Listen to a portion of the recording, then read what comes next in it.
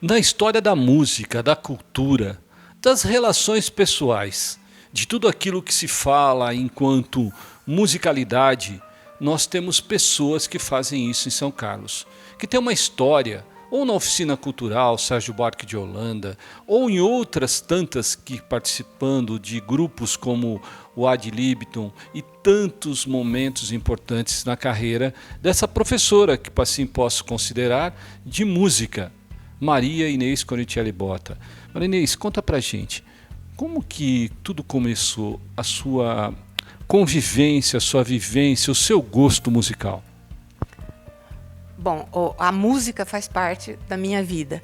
Desde 5 anos que eu já tocava acordeon, depois piano, e com 14 anos eu me formei de acordeon no Conservatório Municipal aqui de São Carlos.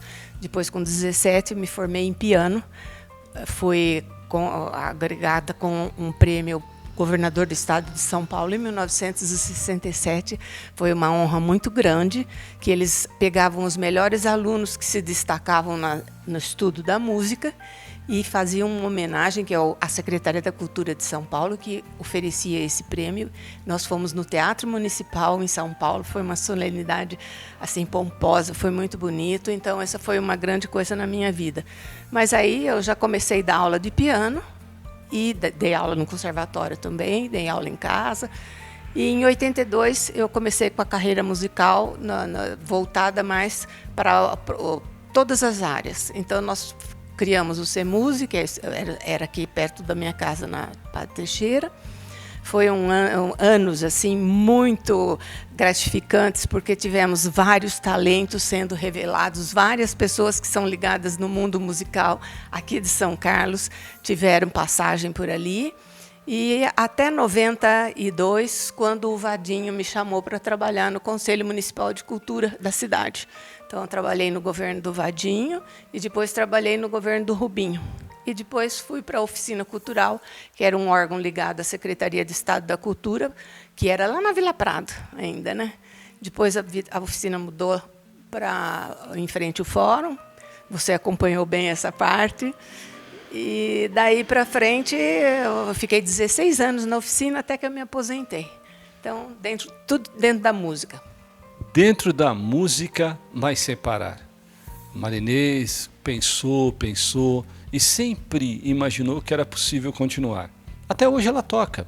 Até hoje ela é reconhecida pela comunidade, pelo cidadão e quase sempre sentado na varanda da sua casa, numa esquina de São Carlos, todos passam e falam: "Oi Marinês, como que você está?" Isso é sinal de reconhecimento de uma pessoa são-carlense que trabalha esse conceito musical de uma forma singular. Mas isso tudo veio também com prêmios. O último deles foi esse aqui, ó, quando o reconhecimento veio através de um prêmio dado em reconhecimento aos trabalhos prestados.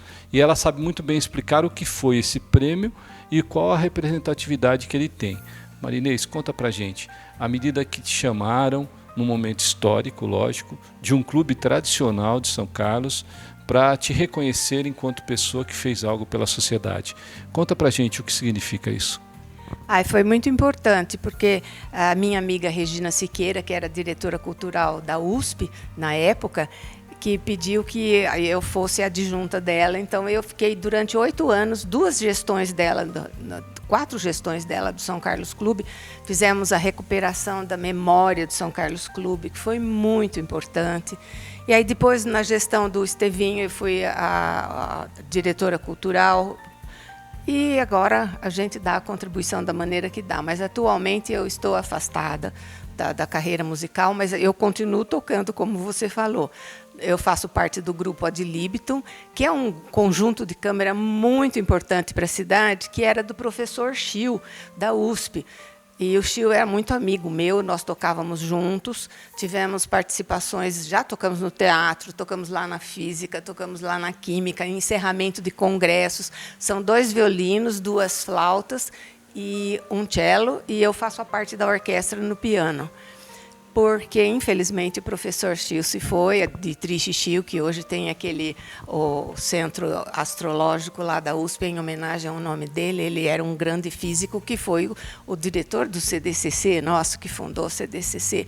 E o grupo Ad Libitum, a família dele era muito musical, e eu os conheço desde 1960, que meu irmão era amigo de um filho do professor Schill, e eu frequentava lá. E o professor, ele já tinha um conjunto dentro da casa dele, porque cada filho tocava um instrumento.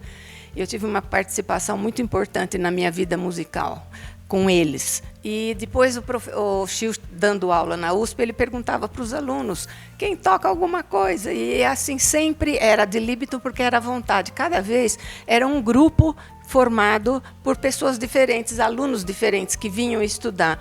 Hoje o professor faleceu, infelizmente, e o grupo continua aqui na minha casa. Então, nós toda terça-feira a gente se junta, só que esses alunos que em 1975 já começaram a tocar com ele, hoje eles são todos aposentados, só tem um que está trabalhando. E é o mesmo grupo que permanece, e a gente faz música por prazer.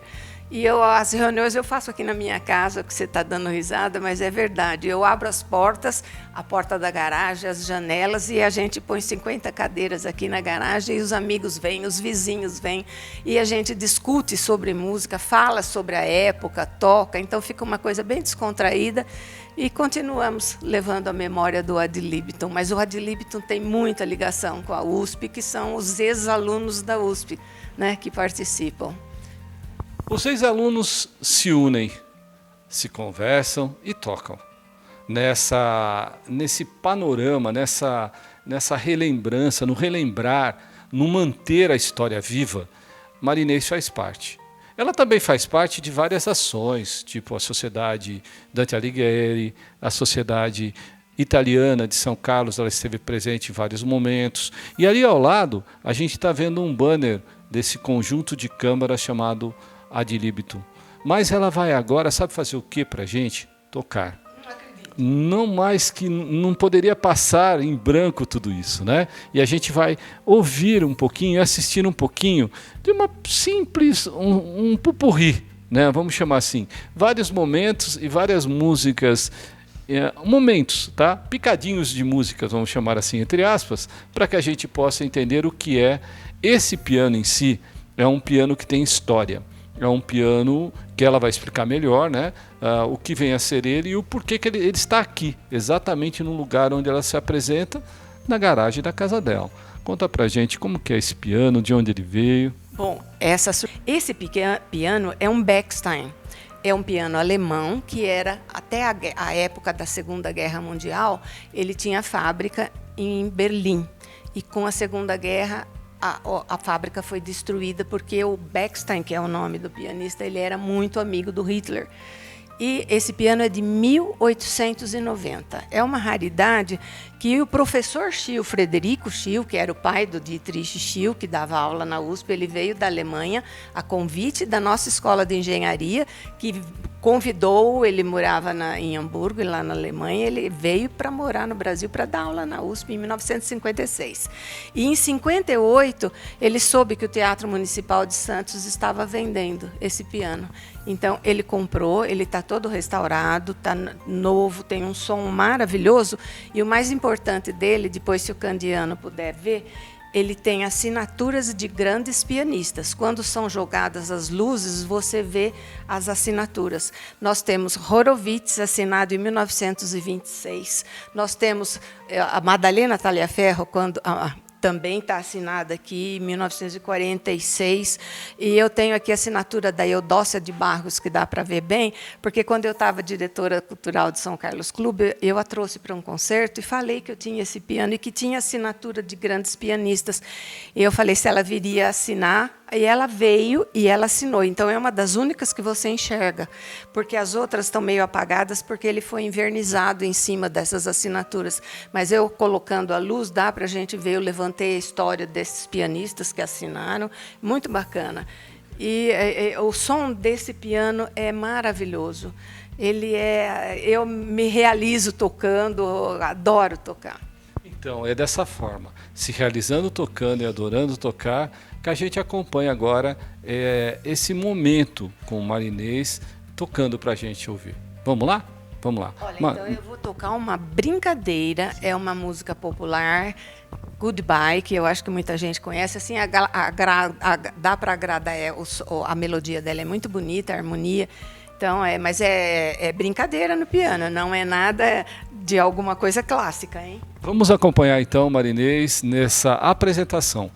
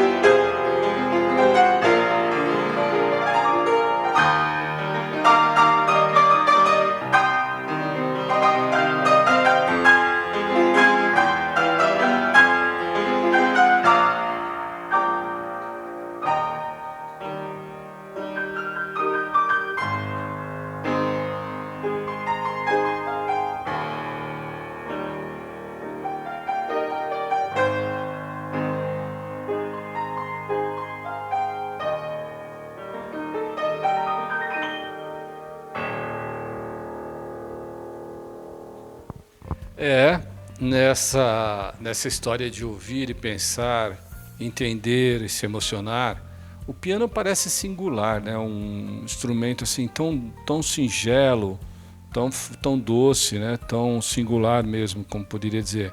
E Marinês, quando a gente percebe, né? Assim, vivencia, melhor dizendo, tudo isso, né? A gente percebe o quanto ela gosta e o quanto isso está dentro dela, né? É próprio dela. Marinês, a criança, quando ela começa a aprender a tocar, ela vai logo despertando-se para um universo que muitas vezes ela não conhece. Isso tudo é importante, o desenvolvimento educacional, o desenvolvimento emocional e até espiritual de uma criança passa pela música. Como que você entende isso? Com certeza, a música é matemática, porque ela é dividida em partes, em compassos, que nada mais é do que a soma de 2 mais 2, se ele for binário, 3 mais 3, cada compasso de 3, cada compasso de 4. Então, a música é muito matemática, ajuda a criança a desenvolver a matemática, a raciocinar melhor, e a música dá um status de concentração que é muito bom para o emocional, como você está falando. Então, pessoas que de certa idade, não só a criança, é muito bom a criança ser ligada numa atividade musical. Mas o adulto também, na terceira idade, é muito comum. Eu tenho várias pessoas, vários amigos. Tem tempo ainda de eu aprender? Se você não tem intenção de dar um concerto no Teatro Municipal com muita urgência, com certeza, porque a música é para você. É você e o instrumento. Então, o pouco que você faz, o que você realizar, é você com o seu interior e a interpretação daquilo que você está fazendo. É muito bom, para qualquer idade.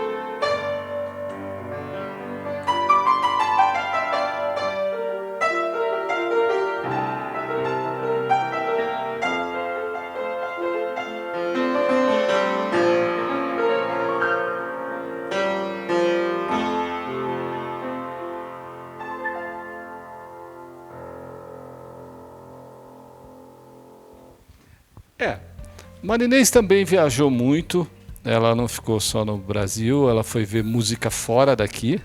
Por onde você andou vendo música e o que você viu mundo afora, vivenciando música, entendendo música, ou mesmo ouvindo e assistindo grandes apresentações? Conta um pouquinho dessa sua vivência. Bom, uma das minhas passagens musicais que foram marcantes na minha vida foi em 1980. Nós fomos no primeiro voo do Friendship Force, que saiu daqui de São Carlos, com 64 pessoas de São Carlos. E o grupo do Paulistinha, que na época era comandado pelo Degan, esteve acompanhando esse grupo, porque eles iam também jogar. Nós passamos uma semana lá, era uma semana em que você ficava hospedado na casa de uma pessoa e você recebia também as pessoas.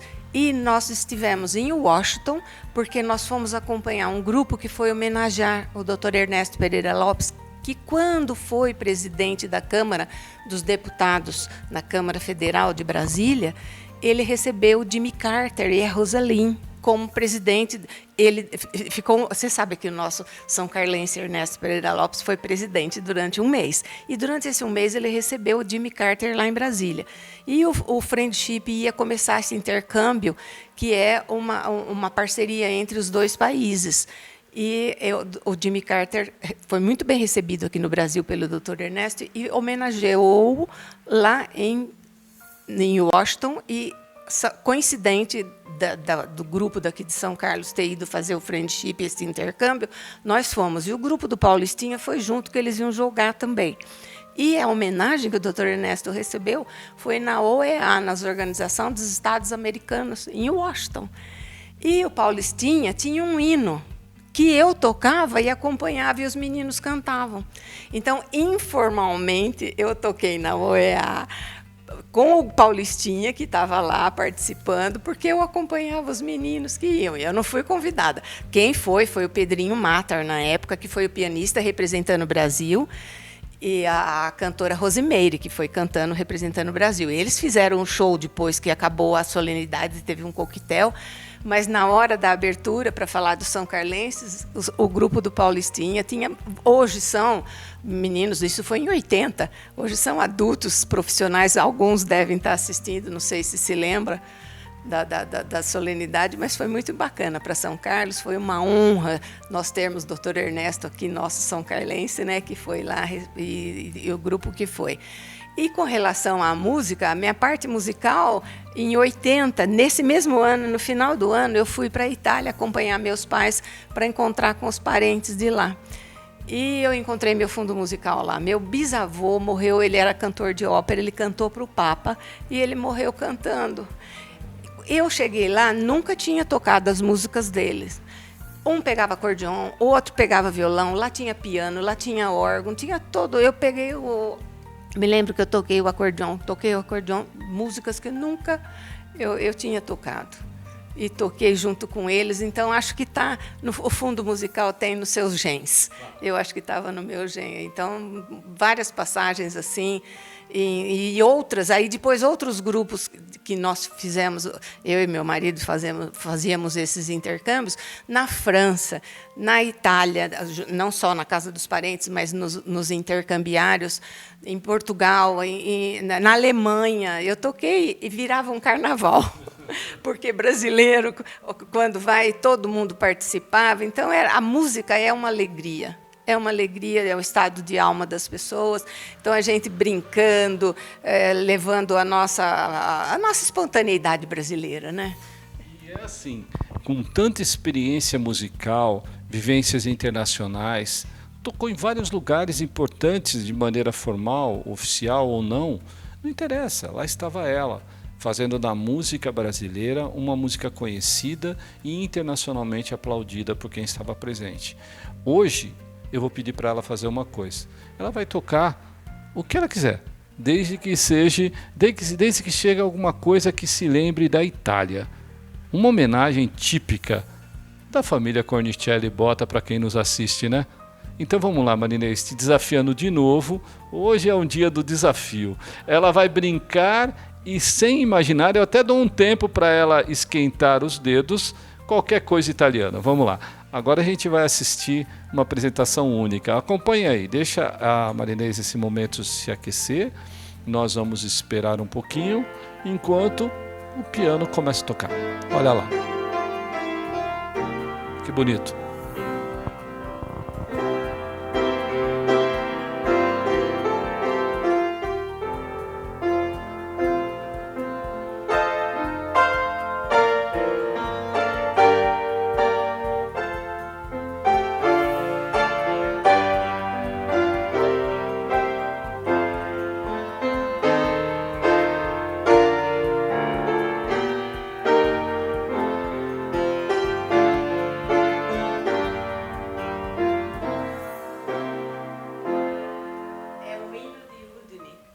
Da minha família Udine. Ó Chebel, quem vem a Udine. Que legal. Olha só, gente, o ponto que se chega a uma família que tem um hino, uma pessoa que tem inspiração e amor pela música.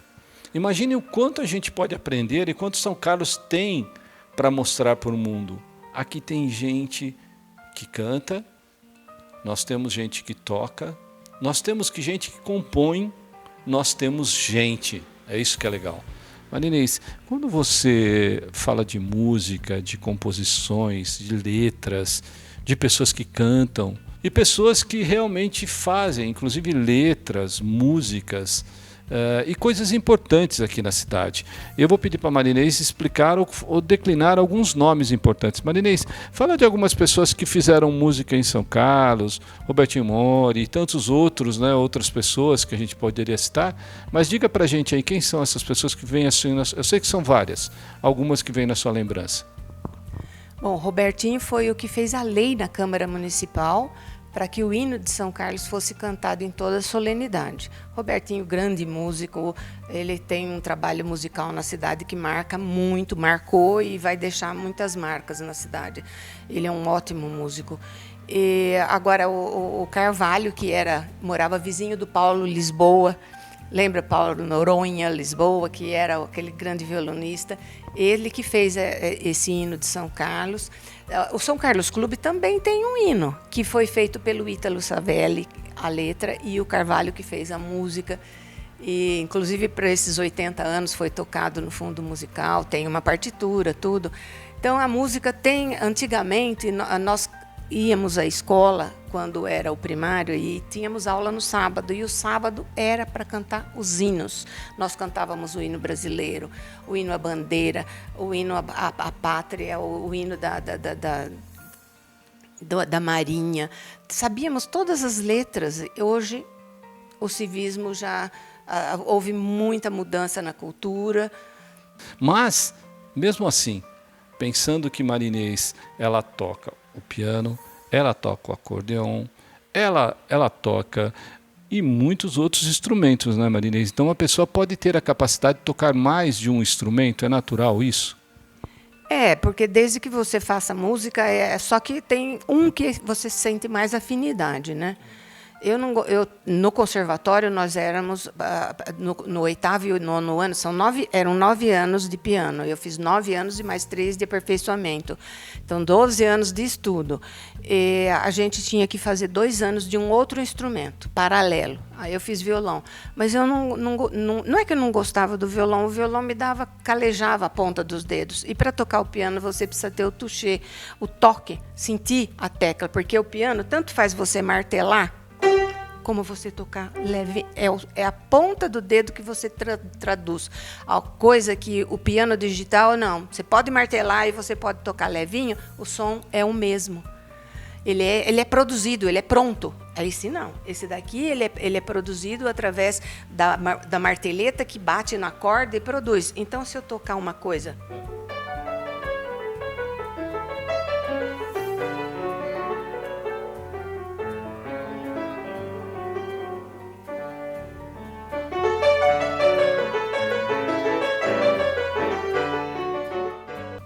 Eu diria assim, pode aplaudir, porque quando eu estava aqui do lado, a gente entrevistando uma pessoa, muitas vezes a gente sente a vibração do que está acontecendo.